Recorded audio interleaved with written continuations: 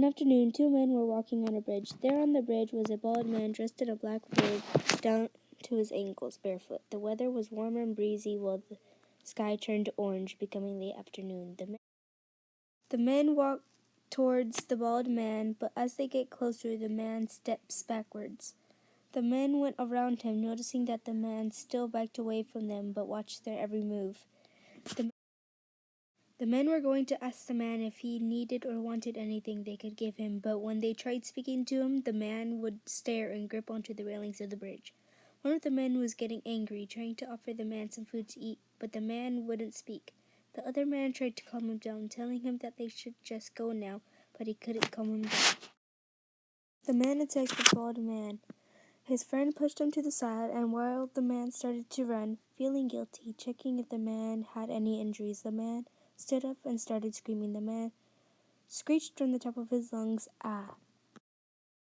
The friend wondered, why is the man screaming, but he has no injuries? The man started running, then stopped, then started walking again. His friend ran all the way to him, wondering why he attacked the man. The friend asked, "Why did you attack that man?" "He didn't answer our question, so I did that," he responded. "That's no good reason for attacking someone," exclaimed the friend. "We're normal people, not police officers." "Well, next time that man knows to say no, thank you, or at least say anything," screamed the man. The man's friend knew that he was getting angry, so he kept quiet. The man calmed down, but if he glimpsed at the man, he got a mad look on his face. His friend took his buddy home, then went to the bridge. The bald man was still screaming as if he's been terrified that whole time. Then he stopped for 1 second. The bald man turned around. The bald man started screaming again. Why did he start screaming again, the man thought. "Ah!" screamed the bald man. "Oh my goodness!" exclaimed the man. The reason the bald man was screaming again was because in the distance a sailboat was sinking. Survivors were hanging on the rail screaming for help. "Help!" screamed a woman.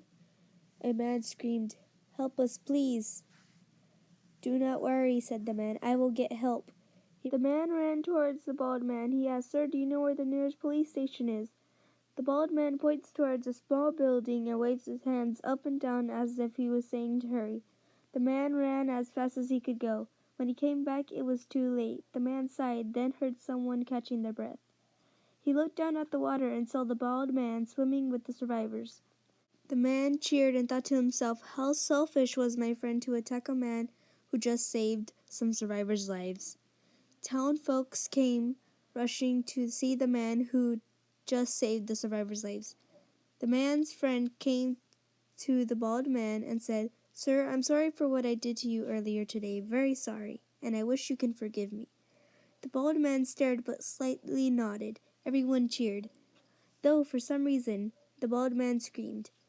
The man's friend asked, "Sir, do you have a name?" The man tilted his head like he did not know the meaning of the word name. The friend told everyone, "If he has no name, we should give him one." "Or maybe a nickname?" asked a little boy in the crowd. Everyone thought aloud, many nicknames.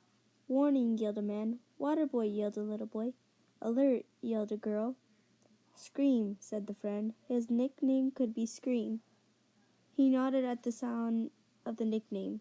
Scream was a hero. After that, the bald man was the town's hope, hero, and warning alert, the one person who saved a family's life. It was that bald man who jumped off the bridge, saved a family, and became the town's hero all in one day. And that bald man was now known as